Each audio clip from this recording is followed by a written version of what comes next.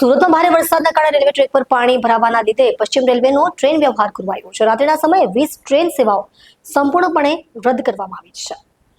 મુંબઈથી આવતી અને મુંબઈ તરફ જતી ટ્રેનો પણ રદ કરવામાં આવી છે। સુરત સ્ટેશન પર ગઈકાલથી મોટી સંખ્યામાં મુસાફરો અટવાયા છે। રેલવે તંત્ર દ્વારા મુસાફરોની સુવિધા માટે હેલ્પ ડેસ્ક શરૂ કરવામાં આવ્યો છે। મુસાફરોએ તેમની મુસાફરી કરતા પહેલા રેલવેને સત્તાવાર વેબસાઇટ અથવા 139 હેલ્પલાઇન નંબર પર ટ્રેનની સ્થિતિ ચકાસવા વિનંતી કરવામાં આવે છે।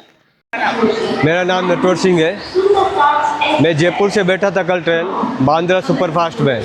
कल शाम को 7:40 जो मुंबई 2:23 तारीख को 2:40 पर पहुंचाने वाली थी, लेकिन रतलाम में 12 घंटे तक खड़े रहे। ट्रेन फिर रतलाम से चली वडोदरा, वहाँ पे रात को 2:30 बजे उतार दिया गया था। अभी वहाँ से इतना परेशान है, हो गए 10-12 घंटा। वहाँ से सूरत दूसरी ट्रेन में आया था, सूरत से अभी कोई ट्रेन नहीं है। बहुत परेशान, दिक्कतें आ रही है। टाइम से पहुँचना था, वो काम नहीं हो रहा है, टाइम से पहुँच नहीं पा रहे।